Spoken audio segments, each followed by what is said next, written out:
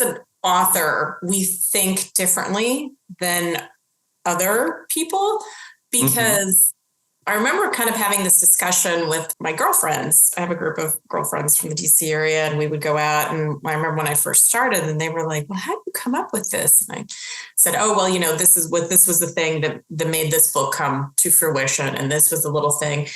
They were just like staring at me, like, "Really?" And I said, "Yeah, haven't you ever read a book or watched a movie or thought, I wouldn't have done it that way. I would have written it this way, or I would have changed this, or I would have done that." And they looked at me and they were like, "No, I've never thought that." So I think we have to, because we think this way. We think, "Man, I wrote that line. I never would have written. I would have written some," because I have read books and I was like, "Oh, sure. No, not the way that it should." The author obviously chose it, but if I had been writing it, I was like, "I would have written it differently." Right. And when I talk to other authors, they nod their head. They're like, "Oh yeah, definitely. I've seen a movie and thought, oh, I wouldn't have done it that way." Or I've seen, read a book and thought. And it's funny when I was talking to my girlfriends who are in all different, I have like a teacher, I have one who does IT stuff, and another girlfriend who's real estate agent. And so none of them are in this kind of creative space. So when I said that, they just kind of looked at me blankly like, "No, that never happens to me. I never finish a movie and think to myself, I would have done things differently." Hello, everybody. Welcome to another edition of Writers Drinking Whiskey, your literary happy hour, the show where the only mystery is, will we make it through without slurring? I'm your host, who's always a bit slurry, William R. Hincy, and joining me today, I'm really honored to have Ellen Butler. Ellen, welcome to the show. Thank you. Yeah. Liking the bar behind you. It's very nice. Well, very good. Thank you. If you're ever out in the LA area, you let us know and you can swing over. I actually want to get a couple of like the big comfy kind of like cigar chairs, like those like old leather chairs, and sit them kind of exactly where I am right now. And then when folks are in town, or I'm in the LA area, so there's lots of writers around too, but start doing some live shows, kind of right here, I think would be super fun. But right now everyone would just be sitting amongst my dog stuff. So it looks very put together, but really there's like a dog cage over there where the dogs sleep at night. There's chocolate lab fur like all around me. Even though I sweep it up every day, there's still somehow a layer of chocolate lab fur. So it's one day though. One day we all have dreams. So let me give you the Whiskey Notes version of an introduction here, and then I'll, of course, include your website, so if anyone wants to learn more. And if there's anything in particular you'd like to add, let me know as well. But so you're a best-selling author. There's the Karina Cardinal Mystery Series, The Brass Compass, The Art of Affection, just to name a few of your books. You won numerous awards. You also write historical suspense, romance novels.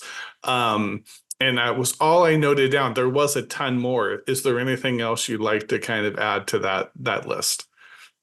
I think you hit the highlights. Yeah, I've written in a number of different genres. So I think the only thing I really am not writing in is like the sci-fi fantasy fiction. And when I see how excited all of those fans are, I start to think, well, maybe I should write something.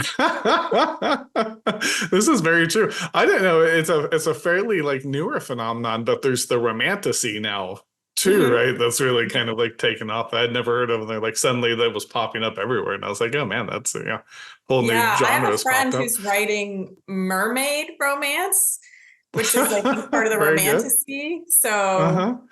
Yeah. And just, the people like it. It's pretty popular.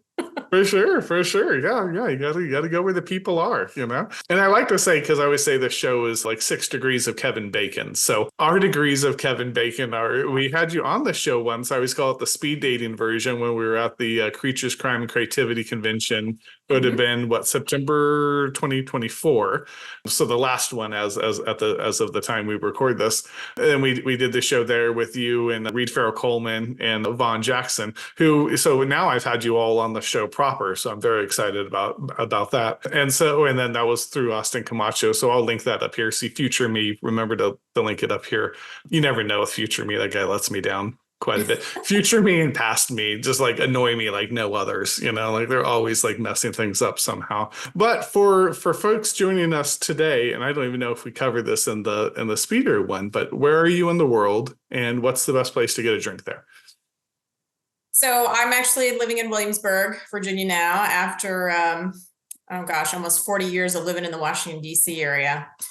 We moved down here about 2 years ago now, and I'm a big fan of the Blue Talon, which is down near Colonial Williamsburg. If you've never been out east and you get to the Williamsburg area, there's this whole colonial area, and it's called a Living History Museum. And they have these colonial homes that you can go in, and people are wandering around in ye old dress and everything, and Sure. about when Virginia was the capital and all that sort of stuff. So, yeah, there are some great little places down there, and also because it's a college town, the College of William and Mary is nearby. But the Blue Talon, I think, is one of my favorite places to get a drink because they have a lot of variety, a lot of fun. Because I like to try different cocktails, and they always have fun cocktails. Oh, very good. Yeah, I know William and Mary well because I'm a Steeler fan, and that's where Coach Tomlin went to college. Oh, so okay. Yeah. I've never been there though. I do want to hit. Last time we went, we've spent the last few times we've gone back east. So we try to go once a year because my family's all from. So I'm a Steeler fan, but my family's mostly from Western Pennsylvania. I was born in West Virginia, so that's kind of where all the roots are. And so we've spent a lot of time in West Virginia because I used to always say that I was born in Morgantown, but I'd never been there because I had no memories of it at all, And so as an adult, I was like, and none of the family, my dad was going to WVU, West Virginia University, which is in Morgantown. And that's why I was born there. But then he had graduated and he was in the Air Force. And so we had left. And so West Virginia memories was basically nil. So I was like, oh, let's go to Morgantown. I hear it's really pretty. Let's, explore West Virginia a little. And so we've done that the last few times. We got to go to the Mothman Museum, which was terribly exciting for me. Yes. But yeah, I hear Virginia is really lovely too. I wanted the next time we went, we're like, oh, let's spend a little more time there. We did, in fact, because I completely blanked on the C3 convention. We stayed in Alexandria because I thought the convention was there for some reason. I gave my wife the wrong address. I don't know how this happened, in fact, at all. But so we were hanging out, and I happened to text Austin. I was like, hey, is it cool if I stop in during the day just to get a lay of the land? He's like, of course. But I had mentioned the address, and he's like, that's not the right address, though. We're here. And I was like, oh, and then when I put that in the Google box and we mapped it, it was like a 5-hour walk. And I was like, what do you mean a 5-hour walk? That was around the corner. And we're like, oh, we have to drive there. So we have to change plans. Luckily, we noticed early enough in the day. Did you guys have a car or to rent? We did. Yeah. Yeah. We had rented because the plan was always to drive from DC, from Alexandria, DC area through West Virginia over to my family in Canonsburg, Pennsylvania. So right outside of Pittsburgh.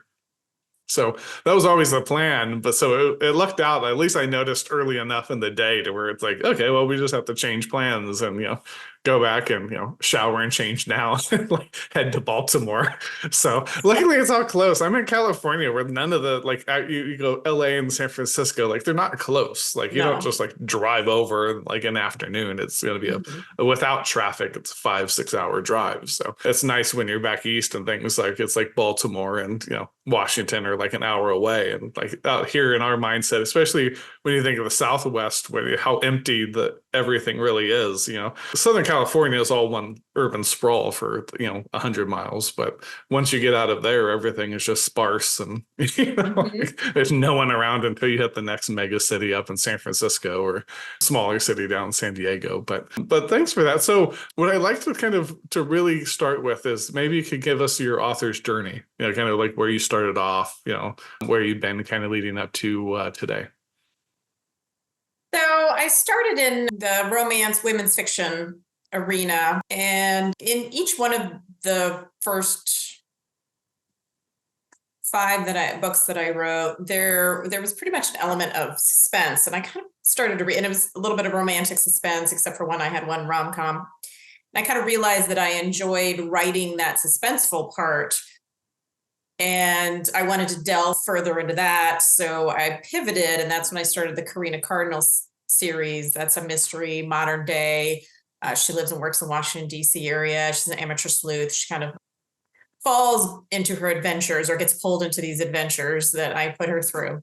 But I just realized that I enjoyed writing that aspect of it, and I didn't have to completely focus on the romance aspect of it. And as for Karina, she does have a love life that's very interesting. Men kind of come and go into her life, and if you read the series, you find out all sorts of interesting things because she can't really keep her love life together. And I've just really enjoyed being able to do that, that I don't have to have this happily ever after. And I can, have her love life come and go, but we're focused on the mystery. And one of the things that I kind of enjoyed writing also, because I don't leave a wake of dead bodies behind her. I only have one murder mystery of the 6, and the rest of them are mysteries without murder, which is kind of an up and coming thing that I've been speaking with other authors about, and they're writing things. So she's got an art heist, she's got a diamond theft, she's got baseball and money laundering, stolen identity, kidnapping. So, we have all these other types of crimes and things that she can solve. So it's just not a bunch of dead people, although, people sometimes do have to die. So I have written a murder mystery, and it happens to take place on Capitol Hill, and I kill off a senator in the first chapter. I'm not telling you too much when I tell you that. But sometimes, people do have to die. And there were a lot of folks who enjoyed having a congressman, a senator, a politician. We're like, oh, you killed off a politician? What's it? Sure. Did you ever see the movie Mars Attacks? Right? That hilarious scene in there where they kill Congress and everyone just cheers. Yeah.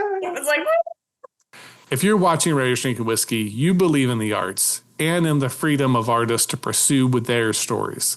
This show is about learning the stories of writers far and wide, and now I'd like to tell you about one of mine. Pirates of Appalachia, my epic absurdist satire, is now going to be releasing weekly as a serial on Substack. What is Substack, you ask? It's an app where you can sign up and support artists and creators with diverse focuses and interests, from news to podcasts to politics to culture to YouTubers, and a growing community of short story writers and novelists. It's kind of like an employee-owned business where the bulk of the earnings go to the creators, not the corporate machines. You've heard me discuss pirates on the show over the course of the last 3 years, and I am so excited to finally share this with you. Set after a series of events colloquially referred to in the story as the Trumpocalypse, nations have given way to mega city-states, and they're separated by these unincorporated wilds where all manner of mayhem, mystery, and chaos ensues. And in the grandest city-state of them all, Pittsburgh, a highly contested election season features a sociopathic esports star versus a hulking ex-clergyman to decide who will get to spend the city's debt and be the next goober. If you took one of those How Would Our Baby Look softwares, plugged in Huckleberry Finn and Slaughterhouse-5, and that child grew up to be as fightingly, city-sackingly mad as a boy named Sue, you would have an image of Pirates of Appalachia. Pirates will be free and in its entirety on Substack. So go on there and subscribe to me. You'll get Pirates for free. I will also send you out an ebook that will be for free and for paid subscribers. If you'd like to support the show, $5 a month, you'll also get a free copy of the audiobook, Without Expiration, my American Fiction Award winner, done by a really talented narrator, so I'm sure you'll enjoy it. You'll also get early access to all of these shows of Writers Drinking Whiskey. I'm recorded out months in advance. You will get those way out in advance. And for every 100 subscribers, I am going to be hosting a subscriber happy hour. I'm going to keep this going as long as we can because I'm a drinker and I like happy hours. Come join the community. Support independent storytellers. The link will be in the description and the pinned comment. And if you're not inclined to check out Substack, don't blame you. Completely okay. You can continue to support the show here on YouTube. You can become a member if you like. You can also just continue watching. We will run you a tab because this is Cheers, and we see all of you out there watching as Norm. And we will let that tab run, and we will yell out your name every time you're here and be really enthusiastic about it as we go. Now let's get back to the show. That's funny. And you had spent some time on Capitol Hill, right? Like I mean, almost all writers nowadays have worked multiple jobs, right, through time. So you had spent some time on Capitol Hill earlier, if I remember the website right. Did that teach you, like, just getting to the story of it too? Because, there's so much controlling the narrative, right, with politicians and that whole scene, right? What did that teach you about that, the kind of the power of narrative, and do you use any of that with your writing? Well, I mean, it certainly helped me. I have knowledge of the Hill and Capitol Hill and how it works. For instance, the Senator, a lot of people may not know if you haven't been or worked on Capitol Hill. There are tunnels underground that go between the congressional buildings and the Senate office buildings and the Capitol. And back in my day, ye old day, when I worked there, you could see the steep tunnel. I mean, the trunk lines. It was kind of funky, like putty colored place down there. And it was funny when I decided to write it, because that's where I wanted to kill off my senator, was down in those tunnels, because my memory of it was kind of this freaky little place that you could go down and walk underneath. And ever since, I think it was since 9/11, they definitely changed it. You can't just go, because we used to, when they'd come to senators or congressmen office, people would come and you'd give them galley passes so they could go and sit up in the galley and watch them do their thing on the floor. And we used to say, oh, go down to the basement and then, cross through these funky little tunnels, and then you'll, pop right up in the Capitol. Well, you can't do that anymore unless you're badged. You have to work there and you have to have a badge. So I actually went to my senator's office and explained what I was writing. And I was like, can someone take me down? I haven't been there in a number of years, because I also needed to see if I could get cell phone service down there. So they did take me down. They gave me an intern who took me down, and we went, and first of all, it's been painted. It's had walls put up so that you don't see the steam pipes anymore. And also you have cameras up there, and they didn't used to have cameras up there. So, Sure. Everybody has cameras now. And so I did have to work a little bit around that and the description of it. So things obviously have changed a little bit since I was on Capitol Hill, but it was nice to know the area and, like I said, how things work. So I think it was valuable. All right, sure. Was there anything with like kind of the public personas of it, right? Because I guess to some degree, right? Like if everyone has kind of a public persona, if you're in the public a little, right? It's like I try to be pretty authentic on the show, and it's me, but still there's also the me that will sit around and is gonna like be introverted over here writing for 6 hours and kind of so in my own headspace that I have a hard time kind of like repositioning back, and I can't be that guy and then host the show, right? So there's some warping of your personality to fit the moment. Does that play into how do you write characters at all? Yeah. I would say my characters come first. I mean, there's always like a little kernel of the mystery or the plot. And I actually put that in the end of all my books. I have a little author's note about what the factual part of the fiction is. But yeah, the characters tend to come to me, and I create this huge backstory for even some side characters. I'm like, well, what's their story? Why are they behaving like that? What's their motivation? Almost like an actor would do. So I create this for my characters, and a lot of people do enjoy my characters and the development and who they are and that sort of thing. I think in a way it can keep characters from being flat. Like if you haven't figured out what their story is. I think that became very important in my latest, which is a historical mystery, very Agatha Christie style. There's an end, someone dies, everyone's a suspect. And so building the backstories for all these suspects as to why they would have the motivation to murder the person that was murdered. I created this whole long backstory, and they're all intertwined. That's another thing. They're all intertwined, just like Agatha Christie did. She seems to bring these virtual strangers together. And then as you go through the book, you find out, oh, well, there's some sort of connection here and here and here. So I just did the same thing. That was Ink and Intrigue at Ivy Tree Inn. So very I think good. It's important. Yeah. It's interesting you say that, because I thought about that a lot. Like when I was younger, I did a lot of theater, right? And so when you have a play, right, they have the play, it's just a story, right? Flavor. So there you go. And then that makes sense that you think about each character like that. Because I'm like, when you're an actor, no matter what part you have, right? What's my motivation? Where is this person coming from? And I think when you take that as a writer, then you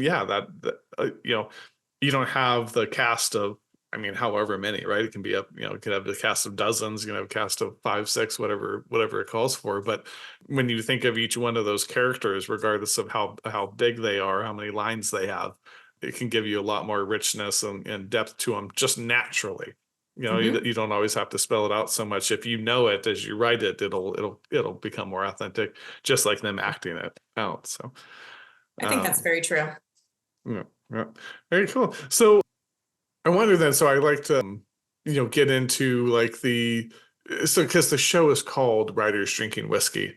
And I've started to wonder why there's and I've probably multiple reasons, I'm sure, but the connection between writers and drinking, right? Like why that's such a natural thing. No one goes, why did you think of doing that, Bill? That's craziness, What do you think it is? Why do you think there's such a connection between writers and drinking? Well, I know for one thing that whenever I go to conferences, if I'm not connecting with the writers that I'm looking for, all I need to do is go hang out at the bars, and I will find them. They will be there. Right. I don't know what it is. I think in a way it's because, it's such a solitary thing. Writing is such a solitary thing that when we get together, we want to connect because we want to discuss what we're doing. We want to see what other people are doing. And we all have this baseline of understanding that it's a very solitary thing, and I think we need that connection. Sure. Little cave trolls, and we don't want to be those cave trolls. I don't want to be that cave troll, and I just find that the bar is the place to go. I mean, you were at C3 Con. There was a lot of everybody was at the end of whatever the evening event was, if you roll over to the bar, it was full of writers. Yeah. All over there. Right. I'm sure. I think that there's probably is a lot to that, right? Like I think going back to the stage play analogy, right? Like you get some feedback when you actually get to do something in front of people and get their feedback right away. As a writer, you might do a reading and something, right? There's some things you do and you get a little bit of that, but it's not the same as your finished product is something someone takes home and reads on their own, and it's kind of magical that you get to connect that way. But it's not that direct kind of, I get that feeling camaraderie and, and things like you do. And like you mentioned, when you're on the stage, you have that connection. You always have a better show when your audience is engaged in the show than when you've got a flat audience. God, I hated when you had a flat audience who didn't laugh or they just weren't connecting for some reason. And whether that was what was happening on stage or other things at play. So like you said, you don't get that when you write your book. You might see it in the reviews, or you might have an event or something, and you do get people who will try and connect with you. I do. I also, besides just writing, I do presentations on some of my books. I have something called the Top 10 Art Heists in History that I am doing in a number of different places. I'm doing it in Charleston, South Carolina at the end of this week, as a matter of fact. And cool. They've sold out. I think there are like 150 people coming. So usually then I'll get that connection again, as you talk about. Sure. And that's one of the things that I do enjoy doing. I know that you talked about the introverted part of us, and there is a certain thing that I do need my time. Like when I go to conferences, I need that downtime. I've stopped sharing rooms with people because I just need to get away.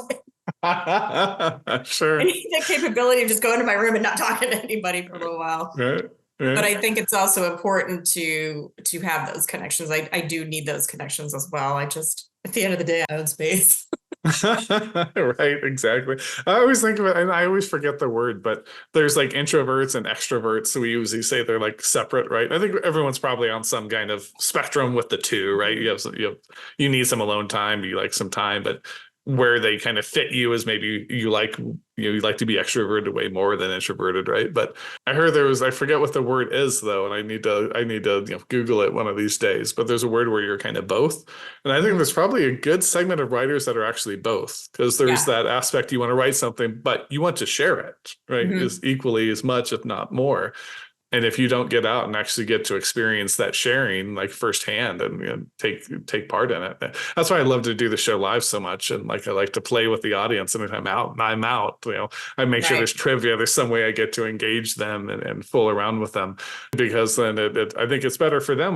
But it's also just better for me. It's better for the people coming on to get that feedback. And we're humans, we like connection, right? We like, there's sure you like your alone time, but at the end of the day, if that's all you have, you feel isolated, and it's not gonna work out for you. Very So, true. Very yeah. true. So I wonder and this doesn't have to be writing related. You can take this question wherever you'd like to take it, but what's the biggest risk you've ever taken? Honestly, it probably is the writing because I feel as though, and I still get this nervousness when I write a book. And part of it is because when you've written a book, you've edited it and you've read it dozens and dozens of times, 100 times or whatever. And honestly, Sure. by the time my book gets out the door, I am sick of it. I Sure. don't want to see it again. I know people are like, oh, Yeah. do you go back and read your stuff? And occasionally I'll go back because somebody will need a pull quote or something from a book. So I'm like, Right. oh, what am I going to pull out of this book? And I start reading it, and I do read it, and I'm like, oh, hey, that's not as bad as I thought. I think I am Sure. my own worst critic, and also because I know specifically with the mysteries and everything, I kind of know what the inaccuracies are that I've used for fictionalization purposes on purpose. And I always worry, oh, somebody's going to catch that up. And to be honest, the biggest thing that I've had, so I have a World War II spy novel, and that is the one thing. If you're going to write World War I or World War II or Civil War, you better be on the spot. Sure. Yeah. I did have someone, there was a name that I had that somehow I think it was a typo. I think somewhere in the editing process, it got changed the wrong way, or it got changed and then Word changed it back or whatever, the editing changed it back. And so I did get a reach out from someone. They were like, oh, by the way, on page, 249, this guy's name is incorrect. You are 100% wrong. Right. Right. But That's I've heard funny. other people who write specifically historical fiction and in the war in particular too. And Sure. man, there are some avid, fans or people that are very knowledgeable about these wars. And you better know your business, because if you don't, they are gonna let you know. Right. If it's something where people do reenactments and then Mhm. argue during the reenactment who's like the most, accurate, then yeah, when you're writing that, you better be, better be on top of everything because they will, think, that gun didn't exist at that time, like Right. just whatever it might be. So yeah, every single detail you have to You vet do. It through. was a lot. It was about 2 years of research for me to get all that information down. And I did go to some of those reenactments. I visited reenactors and Okay, talked very with them cool. because they're very knowledgeable. Yeah, yeah. And luckily, when I was doing it, there were still some veterans and folks alive that I could interview as well. They've since Sure. passed, but it was nice to be able to do that and talk with these people about it so that I could get that, that genuine feeling of what it was like in these places during that time period. And I did a lot of research just on troop movements so that when my character's in a certain place, like this is what's happening in the war and where this is where the troop was, because the line was fluid, you know. Right. Right. And so, on this day at this time, where were we? Right, right. That's funny you bring that up because that is something, right? Like we don't think about, especially when you watch movies about war and things, right? But Right. the huge amount of logistics. And lots of Mhm. times, like the Romans were famous for being so logistically like well managed and in advance True. that they could win wars just logistically. And like the Queen Mary's down the road from us in Long Beach. So Oh, depending on traffic, that's either a half hour or 4 hours, right? So mhm. we've gone to it, and they'll give you the history and things, and it was the biggest troop mover. There's a Queen Mary's just going back and forth across Yeah. the Atlantic, ferrying troops. And because it True. was such a large ship, and it still has all the records for most people on a ship at once, and Wow. troops moved. It was so big and fast that it was able to outrun the U-boats and things. Hmm. And so it's like you realize like, oh, you don't think about it when you watch a movie or you're not involved, right, intimately with wars. But that's a way, especially if the people that read fiction like that, right, if Hmm. you're reading about Civil War, you're reading about World War I, World War II, you tend to be very like avid like about the Hmm. historical facts. And if you miss that and someone kind of teleports somewhere where they couldn't be, or you got there way too fast, then that immediately draws them out, that breaks the suspension of disbelief and kind of ruins the story for them. So that's an Yeah, I had excellent to. point. It's funny. I did for like 2 lines. I went down a rabbit hole for hours. I have a Cold War spy novel off also, and I was trying to figure out where in this time period, which I put my character, like the phones, did we have, what kind of long distance phone calling Sure. did we have? And did we have, Yeah. could we phone over there? But no, they hadn't dropped the line yet. And there were only radio ways to get in touch with people. And so I had to use telegrams. Sure. Yeah, that's funny. Yeah, you think you see that a lot. Like I forget, we were watching the Netflix show Stranger Things, and it's Uh-huh. set in the 80s. Mm-hmm. And at one point, you could tell the writers like really wanted cell phones. So all the kids have these like great walkie-talkies, and they're communicating these vast differences with their walkie-talkies. And I'm like, I grew up in the 80s. I had walkie-talkies. Like the other end of the house, it typically didn't work that well. Especially like those little cheap ones that they've got, right? Exactly. Like, yeah, you'd be lucky if you could get across your neighbor's street with that walkie-talkie. Right. I still string two tin cans together, and yet they're like blocks away. Yeah. Oh yeah. They're just going, and like I think at one point they put a thing up on the hill, and he's communicating with some girl in Utah, and I'm like, yeah, this isn't. But I mean, for kids nowadays that grew up with cell phones, that probably all seems to make sense. But for anyone that actually grew up without them and that walkie-talkie, just like none of that's working. No. Good luck. You know what? We used to have in our car the radios in the car, so you could the CB radios. Yeah, the CBs. Yeah.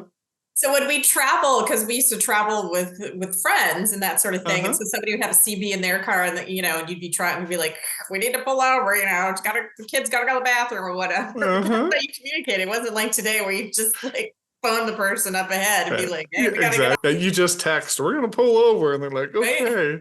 Yeah, and you could communicate with the truckers and stuff. That'd always be fun. Like I love talking to the truckers and things. Those are good times. We need to bring back CBs.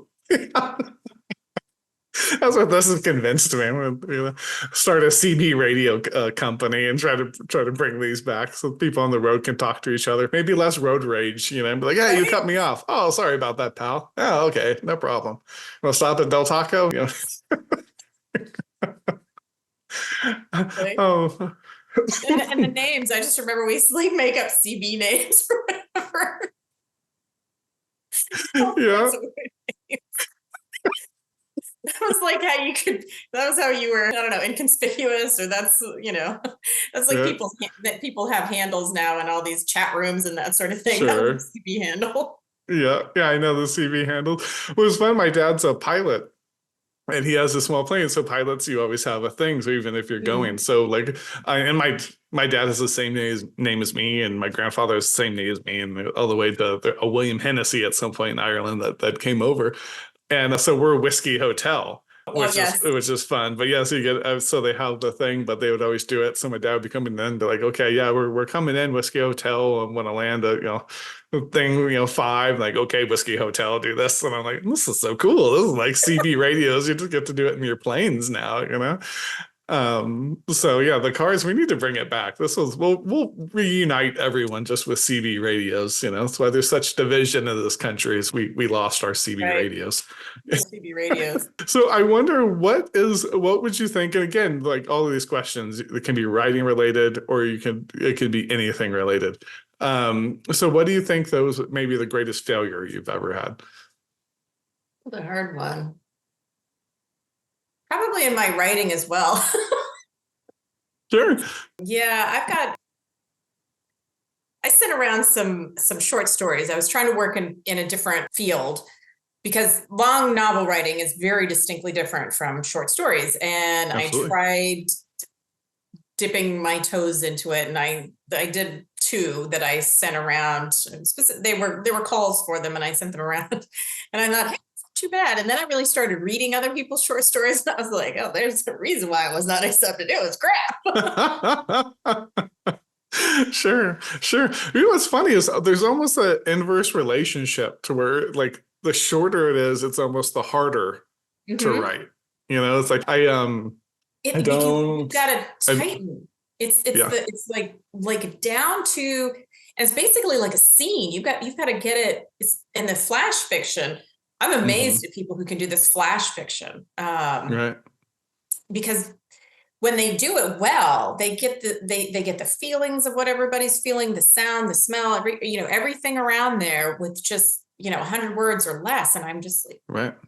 I don't write that way. I don't work that way. It was hard enough for me to get, and I have gotten now a couple of short stories published, I think 3 or 4, but I'm still like working really hard to keep it between that 5,000 and 6,000 words. That's still a real struggle for me. Right. Yeah. Absolutely. I started out writing because I didn't have the attention span to do like a whole novel. So I started out. So actually, I started fairly young, writing pretty earnestly ever since maybe, let's say 15. Okay. But I didn't have this. So at first I didn't even finish the stories, right? I had lots of half stories, half things, and then I got to where I'd finish the short story and kind of move on. And this is, I'm a high school kid. This isn't actually finished, but nothing's edited or anything here, but I'd finished them. But the idea of getting to write like a 300 page novel was like otherworldly, right? Like to sit down and like do that. But I love short stories and things. The flash fiction. I mentioned I had interviewed Sandra Arnold as the author's name. Was the last one. I have a schedule out. I should actually just pop it in front of me for these shows. So when I talk about them, I can do it coherently. But she'll come on at some time. I don't know if she'll be right before you or not, because that's just how the schedule kind of works out. Mm-hmm. But she writes flash fiction, and Niles Reddick was another one that's been on that writes flash fiction, and it's amazing. It's like you go to short stories, then you go to I think a lot of flash fiction would actually just be kind of narrative, like prose poetry, like back in the day is what we would have called it. Not all of it, but a lot of it I think would just fit into that. Like Raymond Carver, he had a bunch of poems, but really they're more kind of flash fiction if we were to categorize them today. But yeah, it's like when every word starts to cost more.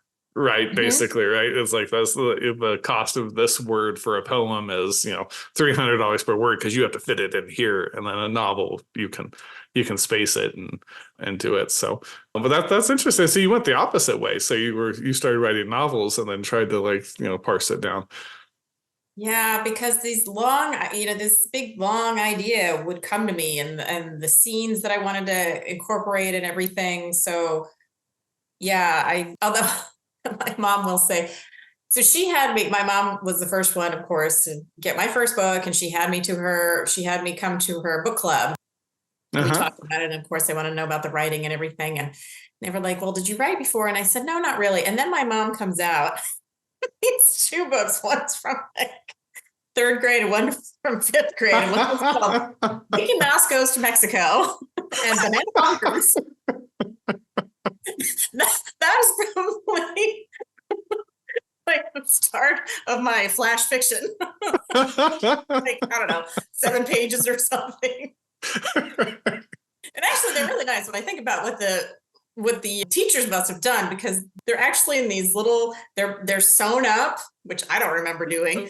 And, wow, yeah, and they're in these little. It's funny. I think I have them behind me. Do you want me to get them? Sure. I'd love to see them. Wow, that's a nice cover. And everything. Yes, and although this one's coming apart, so this one is Banana Bonkers. And there is some illustration. That was the 5th grade one, and then Mickey Mouse Goes to Mexico. Oh, very good.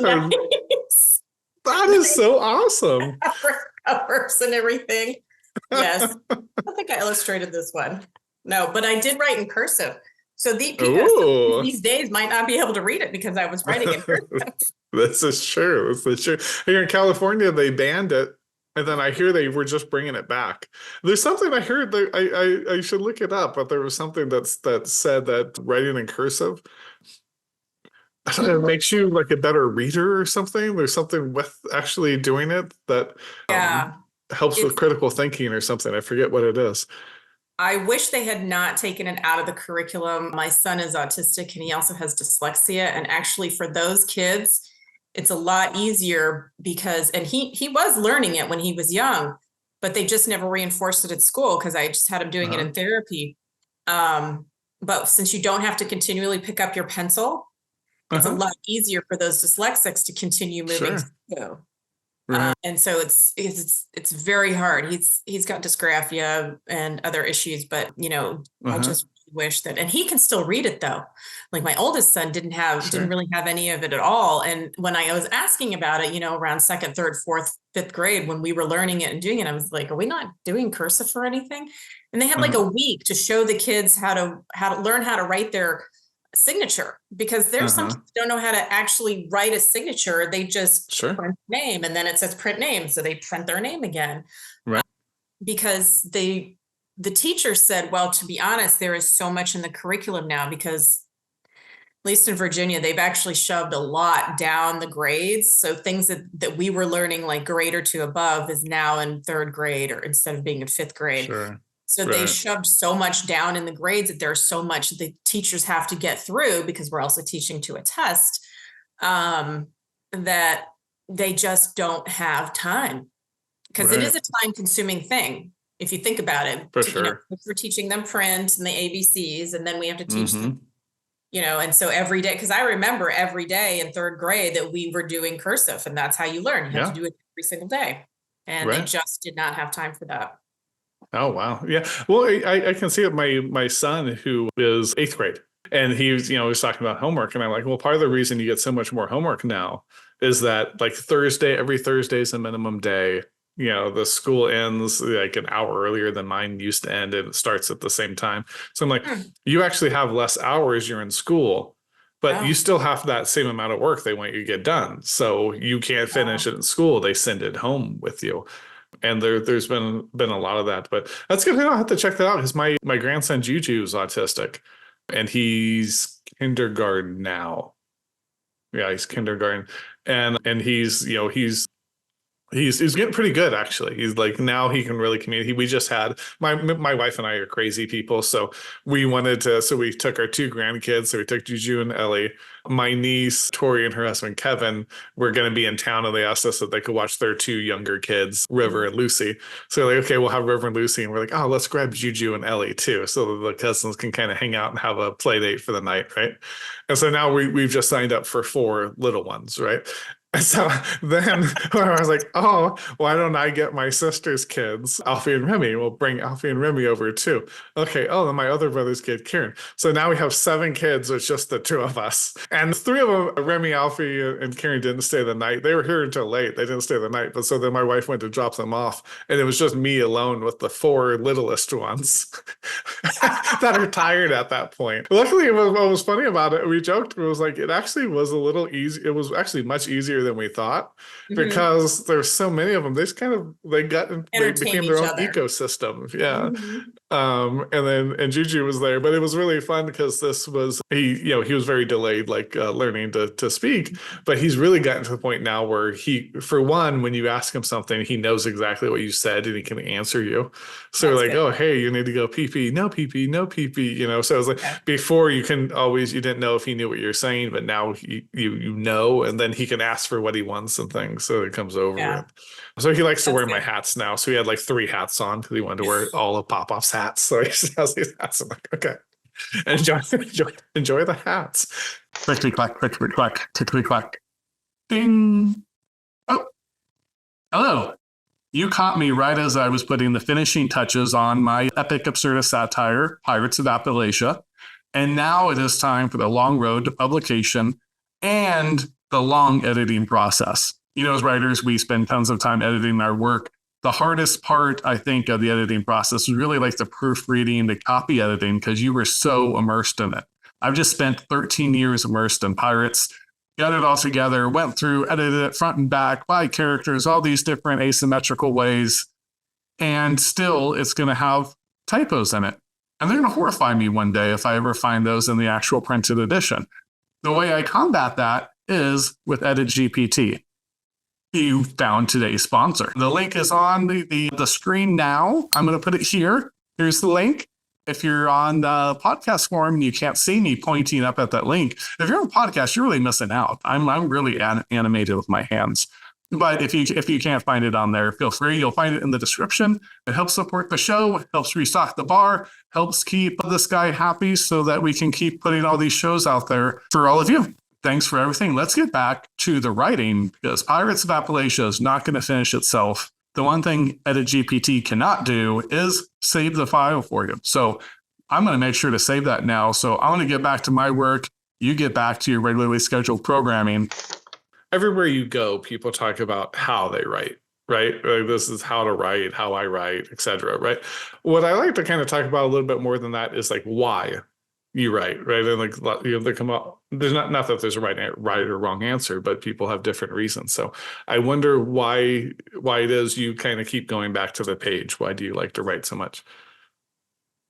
I don't know. Those stories are just in my head, and you got to get them out. I think as an author, we think differently than other people, because I remember kind of having this discussion with my girlfriends. I have a group of girlfriends from the DC area, and we would go out. And I remember when I first started, and they were like, "Well, how did you come up with this?" And I said, "Oh, well, this was the thing that made this book come to fruition, and this was the little thing."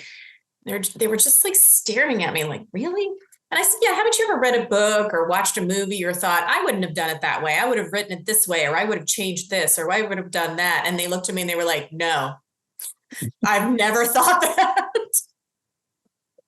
So I think we have to, because we think this way. We think, "Man, I wrote that line. I never would have written. I would have written some," because I have read books and I was like, "Oh, Sure. no, not the way that it should." The author obviously chose it, but if I had been writing it, I was like, "Yeah, I would have written it differently." Right. And when I talk to other authors, they nod their head. They're like, "Oh yeah, definitely. I've seen a movie and thought, oh, I wouldn't have done it that way," or I've seen, read a book and thought. And when it's funny, when I was talking to my girlfriends who are in all different, I have like a teacher, I have one who does IT stuff, and another girlfriend who's real estate agent, and so none of them are in this kind of creative space. And so when I said that, they just kind of looked at me blankly like, "No, that never happens to me. I never finish a movie and think to myself, I would have done things differently." They just think, "Oh, well, that was a movie. It's over." Right. That's funny. So, and also, I found this out recently, which just kind of blew my mind. Sometimes when people read, they don't have a movie going on in their head. Like when I'm reading a book, I've got a movie going on. I've characterized it. I've put actors and actresses in there, and there's like a whole group of people going on in my head as I'm reading a book.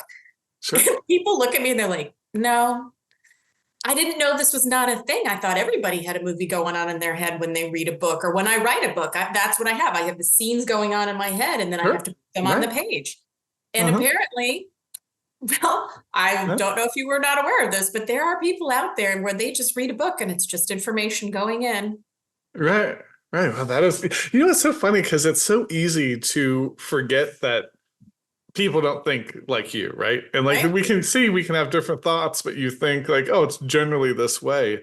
And I heard someone one day going, "Oh, only your dad will be the only guy that's ever like wants the best for you, or is not jealous of you, or something to that." And like it was so foreign to me. I was like, why? Like, doesn't everyone? You just want the best for everyone else. Like, you know what I mean? Like your success doesn't mean anything to mine. But I'm like, oh, but I'm not like, I don't have a big jealousy bone in me. So, but that's not how everyone else thinks. Everyone does think that, oh, other people are jealous and keeping up with the Joneses, whatever it might be. And so they think I think that way. And there's those weird, right, where you go, oh, and so I see that, like, I didn't think about that either, but what you're talking about, like having the movie, or it like really like, because I think it was Hemingway that said that good writing comes from like the body. But it's probably maybe because we both have kind of the acting background. Every time I'm writing something, I'm kind of in my body, like thinking that through. What are the surroundings like? What does it smell like here? What is it? What are the tastes like? What am I thinking? What am I feeling like? And the idea that that's not how everyone experiences it. It's like it's like a good like wake up call occasionally to like, oh wait, everyone doesn't. I think we like to. It's like with imagination or creativity, right? Everyone has an imagination, everyone's creative, but there's levels to everything, right? So like some folks, maybe it's less, or it works a little differently. Some people are going to be a little overly, on one end or not. So that's funny. Thanks for that. So you say you like the mysteries, right? That you like getting into the suspense and things a little bit more than the romance.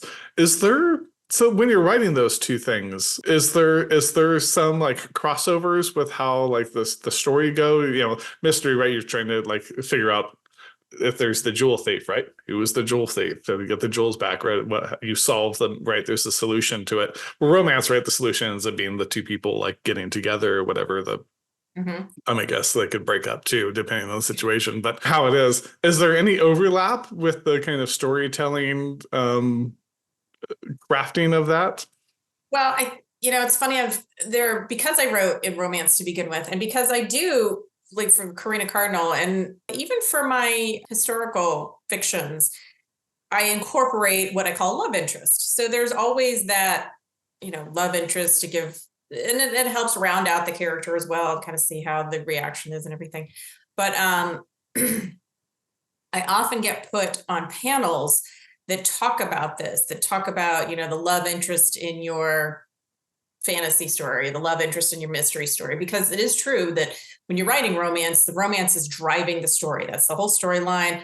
Every chapter, we got to figure out what's going on with the romance. You might have outside things at play here, but it's all about the romance. And at the very end, you have to have a happily ever after or happily ever for now, however it goes. Sure. And if you kill off a character and there is no romance at the end, that's not a romance. Just a dead character. Sure. And your editor's not going to be happy with you. You're supposed to be writing a romance. Sure. You can kill someone off at the beginning, but then at the end, you got to get her a new guy. Or whatever. Right. So I do think that, incorporating some sort of romantic element does help with the character development and can help with the storyline as well, because it can create a vulnerability in your character. It's something that often happens in Hollywood. This is how we're going to exploit you and make you do these horrible things, because otherwise we're going to hurt the person you love, whether it's a romantic partner or if it's a child or something like that. So, utilizing those different things can help with your storyline, can help with your character development. So that is one of the reasons that I do kind of continue to keep. And Karina's love life is, like I said, it's 6 books long, and but I find that fun. Some people have been upset with me because they're like, I have a couple of, there are 2 guys in particular that later in the books kind of become her romantic interests, and they're like, "Are you team Mike? Or are you, this team?" Yeah, sure. It's not a full triangle, but it's just things develop. Sure. I remember my daughters, the older 2 daughters were into that book called With the Sparkly Vampires.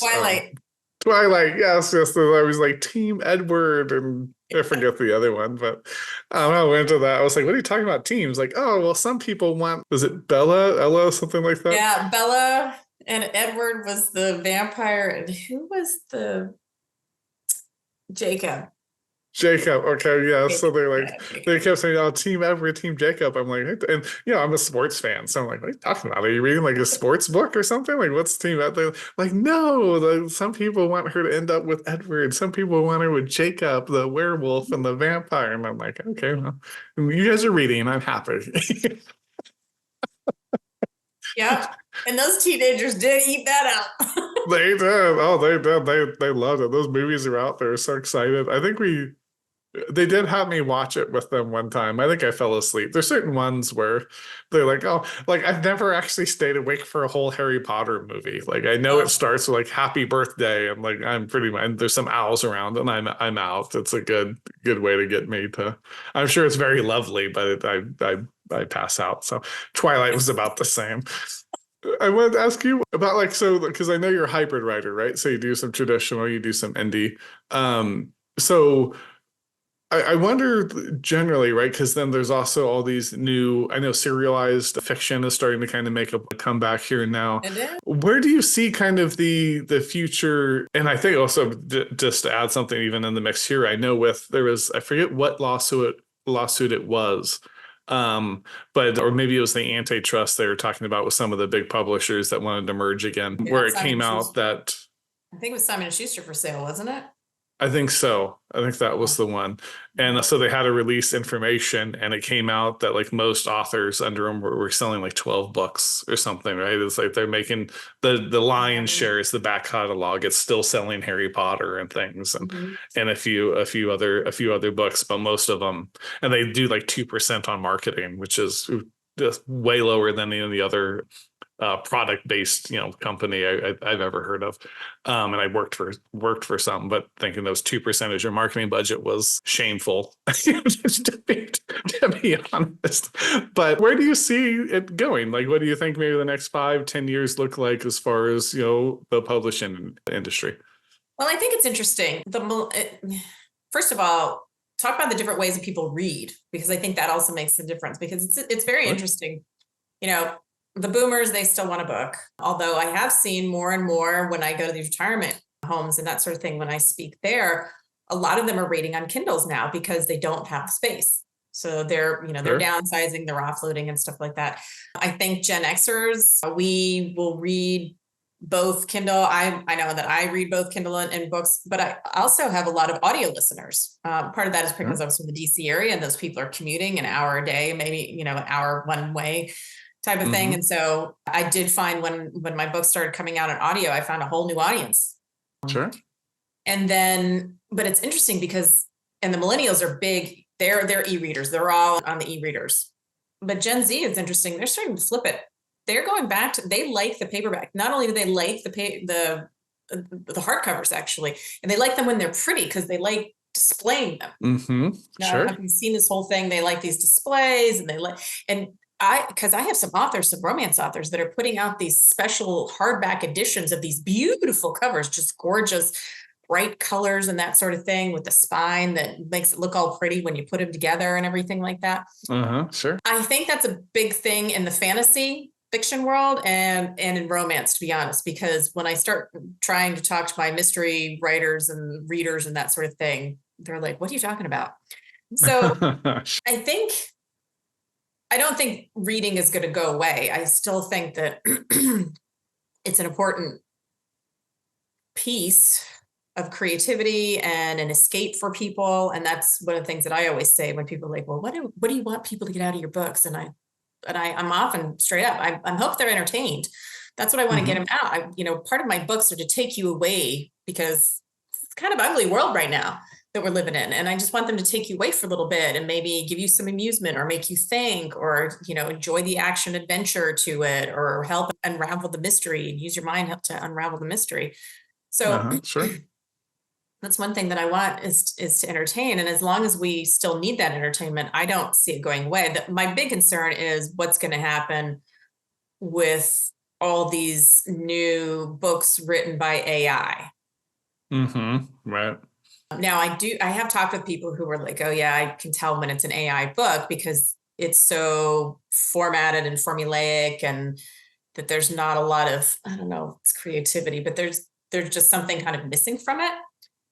But it's out there. And because I've actually been asked by some of my publishers and my indie publisher as well, saying, they've had surveys out and everything like that, because who was it? Was it Random House? They're starting to put stuff into their contracts. And I'm like, well, if it's there and it's going to happen, I want it in a contract. I want to be paid for it. If you're going to use my books, because prose is the best way to train these AI systems. If you're going to use my books to train your AI, then I want to get paid for it. And I want to get paid a lot for it. So otherwise, don't. I don't know if you heard also that Findaway Voices was suing Amazon, or not Amazon, Apple books, because they had just given some AI software engineer, they just gave for free these audiobooks and it was funny because I was asked for my indie published books by Apple. They were like, we're running this beta audiobook, but I've actually sold my rights to an audio publisher, so I can't do that. So I opted out. But then like 3 months later, they were like, whoops, shut that down. Because they're being sued now, because those people are like, those are our voices, and we have not given you permission to just lend them out to AI software developers.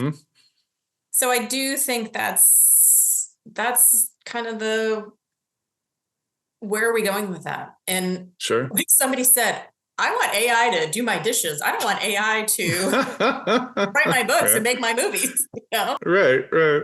Well, that's what I think's weird about it is that I think two things. Because I think there's the exploitive part of it as of now, right? Like it should not be taking like your work, any author's work that hasn't signed up for it. And if they do take it and they use it and whatever gets produced, you should get some money out of it, because it's not the same as me reading a bunch of books and learning from them and then making it my own. This is a system that takes that and is really, copying it through a computer and things. It's a lot different than through the human imagination. And then there's just the noise of it, right? Yeah, you go produce AI book every day, big whoop, and you can slop it out, and then finding the good stuff through all of that noise, finding the signal. These are the real things you want to read. I think maybe in the short run that might be a little difficult.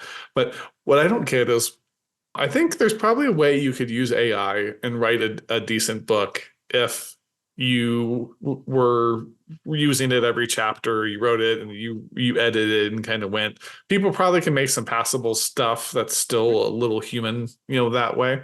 I wouldn't, because I don't understand why. Like, so when I was asking you, like, why you write, right? It was like, but why do you want AI to do it, right? Like, there's a perplexity AI, I guess. Yeah, it's money. It's straight up. It's greed. It's money, and that's the sad thing about it. And that's the world. That's the world we're looking at living in. That I go back to Gordon Gekko, who was all about greed is good, cash is sort of thing. And I feel as though that's part of where we as Americans have gotten away from what really is important and why we've drifted to where we have. And we're very polarized. And I think it's because money has gotten the better of so many people in top corporations and that sort of thing, that it's more important, that money to them is more important than the people that are working for them. And that wasn't what it was, in the 50s, 60s, 70s. And that started to change in the 80s. Sure. Well, there used to be CEOs used to brag about how many employees they had.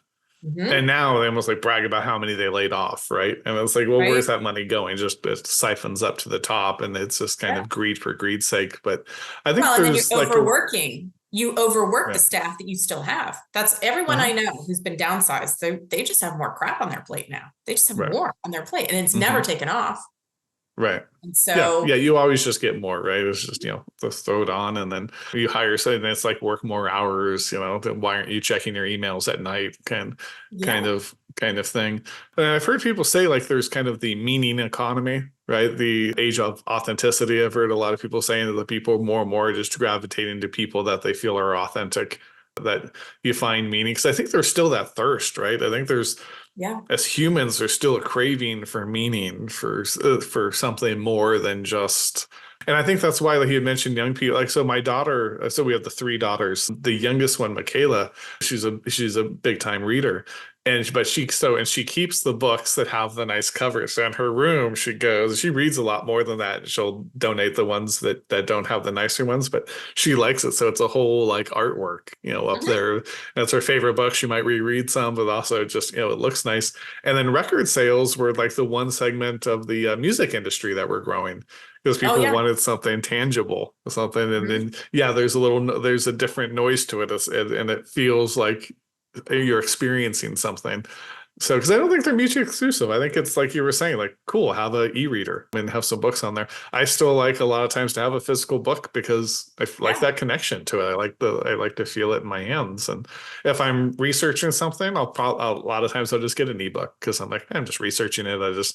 I don't want this. I don't have a lot of room for books anyways. I can just, cycle through. I can bookmark some pages. It's a little easier for my research versus reading for pleasure and trying to find some meaning and some truth and beauty to it. It's very true. And it's interesting that generation is going back to the touch and the feel of the books and the vinyl. That is a big thing. I was talking with an antique dealer who had all this vinyl, and I said, well, how's your vinyl doing? He said, well, he's seeing an increase because these kids are coming in, this generation's coming in, and you can see, and I've seen record players for sale at places too. And they're kind of record looking and kind of cool. Kids love that. Look, I'm getting a record player. We got rid of all my mom's vinyl, and Mike got rid of all his vinyl. Right. Yeah. When we moved, we found this briefcase looking thing, and I opened it up, and it was all cassettes. Mixtapes. I'm like, Right. where? I said, you should get rid of these. He's like, oh, I might want them. And I'm like, where? I was like, do we have a cassette deck anywhere? Yeah. Have you seen a cassette deck anywhere? In we don't have them in cars anymore. I said, where are you going to use these? But I think it came with us. It's in the basement somewhere. Of course, you have to keep it. I have a bunch of stuff out in the garage like that. I can't get rid of my mixtapes. Exactly. You got to keep the mixtapes. Yeah, those are great. I sat for hours waiting for my song to come on. You press it. I remember that there used to be this one channel, 97.7. It's changed to something now, but where I grew up, and it was the top 7 at 7. And if there were certain songs you liked that were popular, like you knew it would be one of them. So it's like I would be there, like, oh, Mr. Wendell's gonna come on. I'm gonna get Mr. Wendell. Like I got it recorded. Like I got it. So now you make them for the girls you like. Like, look, I made you a mixtape. I made you a mixtape. That's the most romantic thing you could possibly do. Brief interlude from the show to tell you about one of my books, Without Expiration. It's my personal anthology of short stories. It won an American Fiction Award, was a finalist for a bunch other, and really it's just as good to be the bridesmaid as the bride, in my opinion. I like to call it independent literary fiction. So it's fiction with an emphasis on the beauty of the language, the novelty of the form, where every word truly is as important as a word in a poem, but it moves. There's actions, there's stakes, there's life-altering decisions.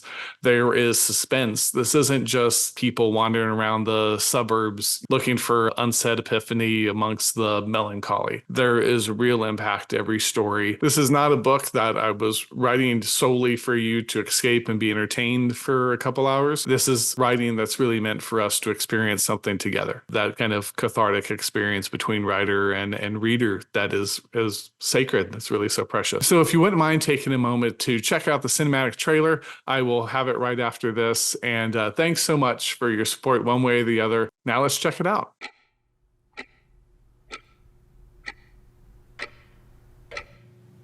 Are we bad people who sometimes do good things? Or good people who do bad things?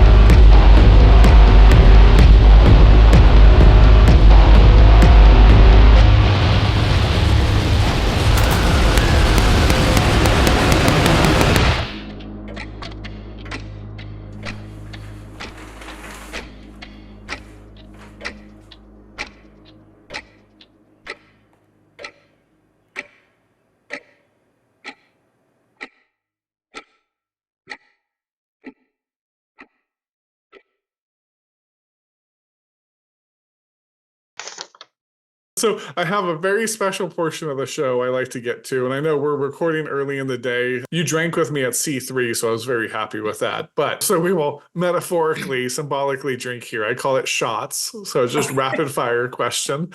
And I've been starting with some trivia because I'm going to put out a leaderboard for this year based on whatever makeup points that I do, with this thing. So it's not scientific at all, as no one would expect from me. So, and I know you love classic cars, so I wanted to start with some trivia about classic cars. Okay. So, all right, you ready? Mm-hmm. All right. What car was James Dean driving when he died?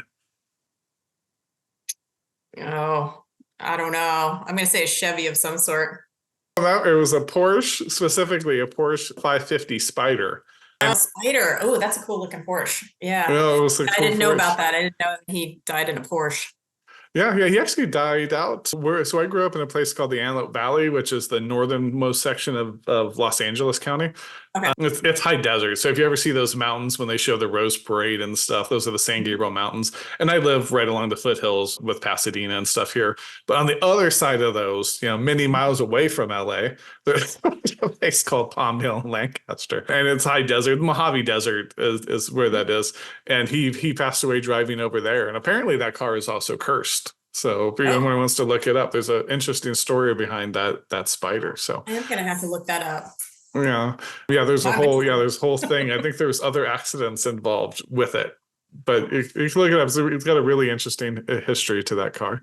Dun, dun, dun. Adding to the suspense here to start. So this car was retrofitted into a time machine into the hit movie starring Michael J. Fox, Back to the Future. That's a DeLorean. It was a DeLorean, yeah, and it wasn't such a classic in its day, apparently. No, but we have a guy that comes every year to a lot of the car shows that I visit, and he has his own DeLorean, and he's kind of turned it into, he's got the flux capacitor in there. Oh, very cool. They're very cool. They're stainless steel, so it's very interesting metal and everything. And I'm like, if it gets damaged, I said, what are you going to do about that? And he said, well, you can probably take it to a machinist who could fix it because it's stainless steel and everything. So right. Well, it's funny. We've gone back to the future, right? You see the Cybertrucks rolling around with stainless steel and doors that go up and everything. It just came a little too soon, So President John F. Kennedy was shot and killed in Dallas while parading in this car. I cannot remember. I know that it's a 4-door, which is a very unusual convertible because it's not it's very difficult to do a 4-door convertible because it doesn't give as much strength to the vehicle. And it had suicide doors. And I do not remember what it was. Was it a Plymouth? Oh, no, it wasn't. It wasn't. It was a Lincoln Continental. Lincoln Continental, 1961 Lincoln Continental. But you got the 4-door part, so I'm going to give you half points. It's going to be 30 points. With the suicide doors. The rear doors were suicide doors. Right. Yeah, that's an important detail. So yeah, you're getting loads of points for that. I don't think you can find any more 4-doors. I don't think that right now that they make any 4-door convertibles because they are so difficult to reinforce because you don't have the overhead. Think about it. It's a little bit wobbly and everything and wiggly. Yeah. That makes sense. You don't actually see as much convertibles, it seems, these days. I used to see a lot, especially out here in LA, Sunshine area, that they still see some, but I don't remember. It used to be a big thing. Everyone wanted a convertible. Yeah, I think there are a lot more with hardtops now, so you don't always know if they're convertibles or not unless you know the vehicle. Because I know around here we have a fair amount of convertibles that I see, and I realize that they're hardtops. And then they just, so I don't know. Oh, sure. I think I'm surprised actually out in California that you're not seeing as many because we have quite a few around here, I've noticed. Right. And maybe I don't commute anymore. Maybe it's just that I got out of the commuting grind, so I don't notice cars as much as I did. All right. So next one here. Thelma and Louise drove this classic car over a cliff. Gosh, were they driving a Caddy? Was that a Cadillac? They weren't. It was a muscle car. Is that a Thunderbird? It was a Thunderbird. You nailed it. Yeah, it was a Thunderbird that went over. It was a 60. Was it a 60s or 70s T-Bird?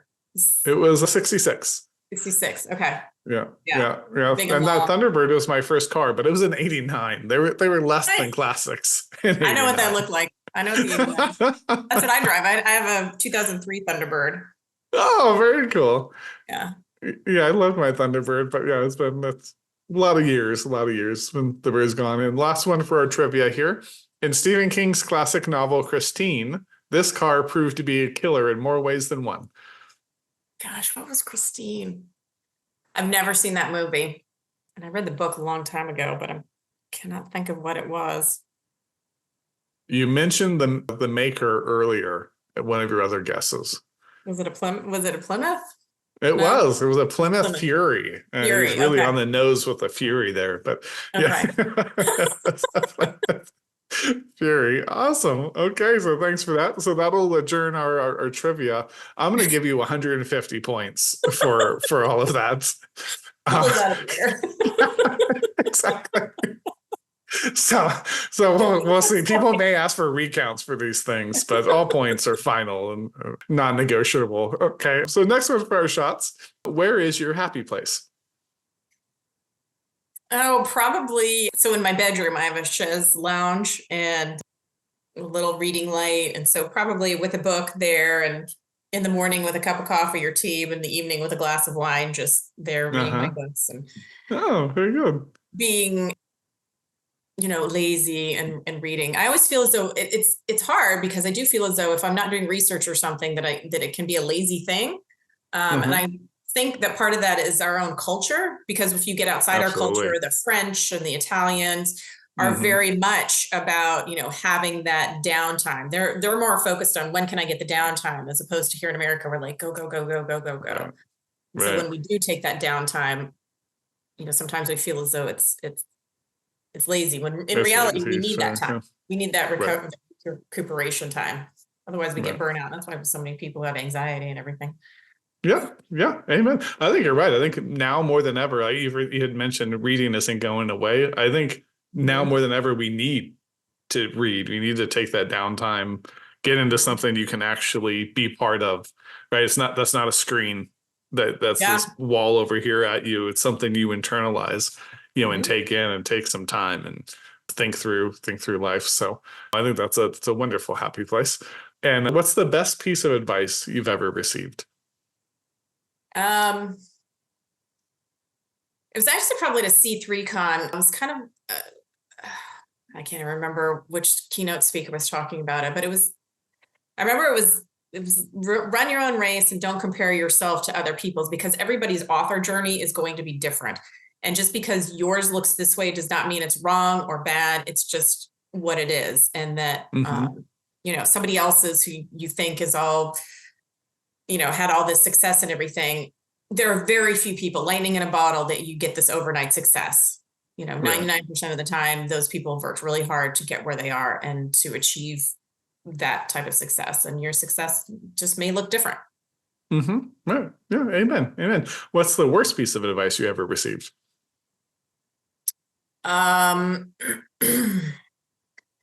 Yeah, there was an author that I was talking to about a book that I wanted to write. And he was like, well, I don't know if anyone wants to read that anymore. That's all past. And I really stopped writing that book, but eventually I went back to it and it's done pretty well. Very good. Very good. That's funny. That's kind of curmudgeonly, like, he probably wasn't seeing my vision. He had his own ideas for his own vision. And so it was. Yeah, it's probably the same trap we mentioned earlier, right? When you don't realize people think differently. It's like, I don't think anyone wants to read that. I'm like, well, you don't know what everyone's thinking. That might be the exact thing they want to do. Have you ever witnessed anything inexplicable? Inexplicable. So it's funny you asked me that. I have a Karina Cardinal mystery that has a ghost in it. Okay, we're down here in Williamsburg. We have lots of ghosts. We have a lot of Civil War ghosts. We have Revolutionary War ghosts. We've got a lot of dead soldiers. So we have a lot of ghosts in our area. There's actually lots of ghost tours down in Colonial Williamsburg. Okay. So I write this story. I wrote it down here. I included a ghost in it. And it's funny because I've gone to and I've had a couple of talks about it. And, some people believe, some people don't. And there's certainly some unexplained things. But I do believe that the night that one of my grandmothers passed, that she was at the end of my bed, and I just knew that she was passing. And next day, my dad called, and we knew that she was not well. We, visited her a day before and everything. And so I was not surprised when my dad called and told me that she had passed, because I think she visited me before she moved on. Sure. Yeah, thanks you for that. I saw her sitting at the end of my bed. And for instance, my sister, they lived in a household where the husband, the people they bought it for, the husband had died in 9/11. And apparently he was still there. yeah, there were a number of incidences where they would see shadows. My brother-in-law had been fallen asleep in front of the TV watching it and woke up and there was a face like looking at him right there. Kind of freaked him out. Talked about it with a neighbor and they said, oh yeah, so-and-so was perished in at the Pentagon in 9/11. And so like, what did you, my niece woke up and her bed was shaking one night. Oh my goodness. Yeah. Yes. So they apparently then had to have a discussion with it, said, you know, we paid your wife well for this house. Right. I've moved away. And if you're going to stay here, you have to calm down or leave. So, right. Sure. So I think things calmed down after that. But yeah, they had to have like a, I don't know if you want to call it seance or whatever, but they had to have like a meeting with the guy and be like, look, all right, it's time for you to move on. You can't, you know, you really can't be here doing this anymore. Sure. Yeah, I guess someone showed him or someone had like a photo on their phone of the guy. And my brother-in-law was like, yeah, that's the dude who I woke up to looking at me. Yeah. Oh my gosh. Yeah. How disturbing is that? Right. It is crazy. You know, what's funny is that I think it's like materialism as in not being materialistic like into things, but materialism as in like you only believe in matter and all of what's observable and that kind of the new atheist kind of way. It's like kind of the secular mode that is the framework for what people like, you know, what society kind of works with right now. But when you actually talk with people, there's so much that out there that, you know, there's so much you'll get, and it's not always like that. Everyone always goes like, oh, if someone saw a Sasquatch, it's just you know, kind of the drunk hillbilly in the woods. And then when you actually talk with people like that are interested in it and that, you know, maybe have seen one and not, and then you realize like, oh no, it's doctors and people that had no interest, or hunters that had no interest in it, and ghosts, near-death experiences, reincarnation. It's such a wild and wonderful world out there. A pilot, right? Yeah. There's been a number of military pilots that have seen things that they cannot explain moving. Yeah. Has your dad ever had any that he's talked to you about? No, he hasn't. So the only one he talked to me about, it was my dad. So my dad was an aerospace engineer. So he was top secret towards the end of his career. So I still don't know what he was doing. Earlier in his career, though, Edwards Air Force Base. So again, out in the Mojave Desert, and they do a lot of, so actually, if you remember when the B-2 was unveiled, it came out of Lockheed Martin. And it comes out of those big doors. That is like about a mile and a half or so from where I grew up. And that's where my dad was working when he retired. That's right by Sierra Highway. So you can actually drive and look over there as it's cracked. So you always look to see if you can see in the crack. It's too far to really see in the crack, but you're always like curious, right? But that's where the Blackbird came out. So they do lots of testing. And my dad at one point had a business where it was taking radar data and making that into charts and things. So you have all the radar, but there wasn't like a big summary basically of it that you could dig through all the data in a nice way 20, 30 years ago, whenever he was doing this. And he said one time he was there and something went through the airspace way faster than anything like we have. And he thought his data was wrong. So he asked like, hey, this went through the airspace, you know, and I maybe I have a glitch or something. So I'm just trying to make sense of it. Was there a plane there? And the colonel or whoever is talking to just said, oh, you know, no, that's fine. There's nothing wrong with your data. And he was like, oh, but but the speed. He's like, no, I don't want to talk about it. There's nothing wrong with your data, though. You can keep going. It's like, okay. So what that was that just something they were testing? Was that something else that they saw? Because there's the videos, like the Tic Tacs and the UAPs and stuff and stuff and they've allowed them to talk about it a little bit more than they did in the past. And you see it, you're like, it doesn't make sense. I think one of them, literally goes into the water, and you're like, no one has that. The idea that some government has something that can go that speed right into the water and not disintegrate, like, is pretty. They'd be hundreds of years ahead, technologically. So, well, it's a big universe. That's the one thing I always say to people. It's a big universe. I think we would be pretty arrogant to believe that we're the only life forms that can come up with technology that moves people around like they do. And I'm sure that, who knows that they're out there, whether or not they visited us. Right. Well, yeah, that's you never know. But I think there's this arrogance, like we say the laws of physics, like that's truly like the laws, right? It's like Mhm. there's just that's what we know. That's what we know. That's how they work. But the idea that we know everything is they could never make it here because the speed of light. But like, do we know that there's not a way to bypass it? That's just to our knowledge, that's the limit of it. But Right. we still say there's Well, things called dark matter and dark energy, and like all you're saying is you don't know what that is. Like, you know what I mean? Like, well, so much science fiction has come to fruition. It's become sure. proven science fact eventually. Who knows what else is Right. out there? Because a lot of the science fiction, the science, Star Trek and that sort of thing is always based on some sort of,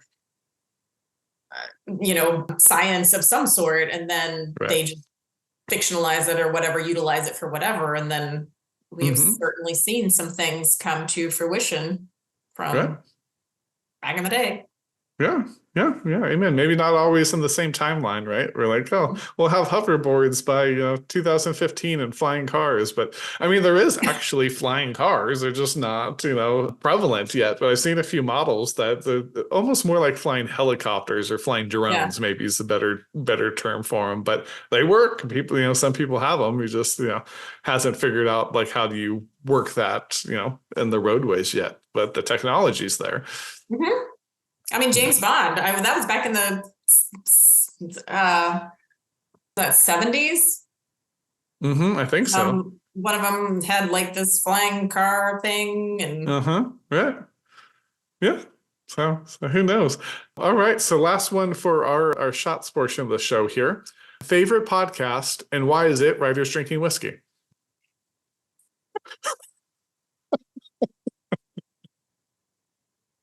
so I think you answered it. This must be my favorite podcast. And it's because actually you and there's another one called Drinking with Authors.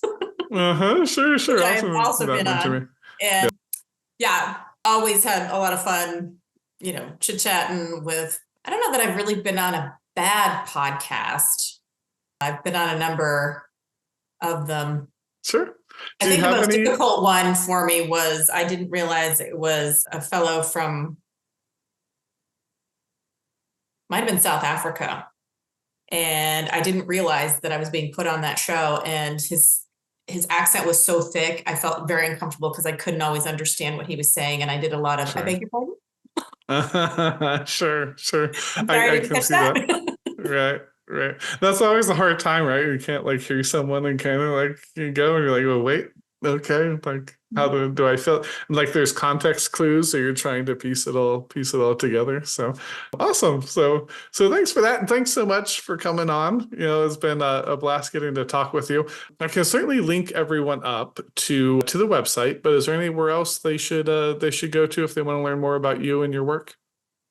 Probably my website is the best, and my books are all on, your major retailers like Amazon, Barnes and Noble, Apple, that sort of thing. Okay, awesome. So we will do that. So thanks again. This was a blast. And if you're at C3 this year, we'll be back in tow, Saturday night entertainment. So we'll see you then. Sounds good. Yeah, looking forward to it. Thanks again, everybody, for watching. Be sure to head over to Substack. This week on Pirates of Appalachia, we have Chapter 14, A Giant Woman. And here, Gaia is reprimanding candidate Michael Hawke for being in last place in the election. He is getting his butt creamed after some of the antics of the previous chapters, and they are brainstorming ways for him to still win the election so Gaia can still effectively control all the government and the government spending. So check it out. It's a really funny chapter. You really get to see how menacing Gaia is and how bumbling, Michael Hawke is, even though he's a sociopath. He's not a smart one, because that happens too. You get the smart sociopaths, which are terrifying, and you get kind of the numbskulled ones, and that's where we're at. So check it out so much. If not, stay here, watch more, Writers Drinking Whiskey. You can also watch that on the Substack, but watch it wherever you like, as long as you watch it. That's what's important to me. And you're also important to me. So you do you. Thanks so much for tuning in and for all of the support you've given. So you have a great day, and cheers, everybody.